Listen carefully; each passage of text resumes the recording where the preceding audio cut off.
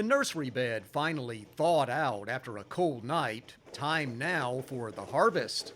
This row of northern red oak seedlings has been growing about a year, but today they're being lifted out of the soil.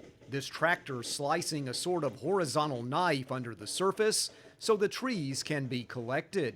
There is a tractor with a very specific device that comes underneath these seedlings, shakes up the ground, loosens the soil, and just makes it where you can sort of easily just pull the seedling out of the ground with minimal harm. Amy Sharp is a research associate with UT's Institute of Agriculture and part of the crew doing this tree lift at the Tennessee State Nursery site in Polk County. After the tractor makes a pass, the trees are bagged.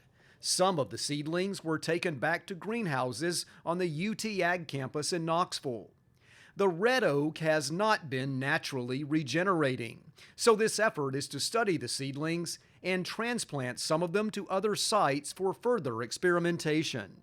This work is part of UTIA's Tree Improvement Program, a project that started back in 1959 with experimental orchards in all 3 regions of the state. The improvement comes from genetic testing in all sorts of conditions.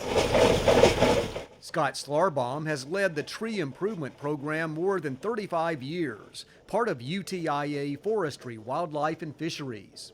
Nobody wants to lose the red oak, or any species, so this work is critical to replenish our forest land in Tennessee. Our country's going to need this because we have more people and we have less land for forest on.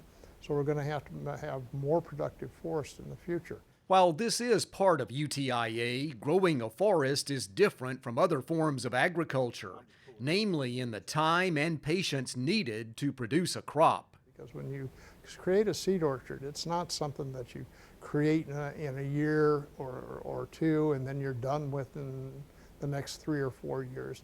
You're looking at a land commitment of decades. But that commitment is what's needed for healthy and productive forest. Soon winter will end and trees will bud. And here the effort to build better forest gets a lift. This is Charles Denny reporting.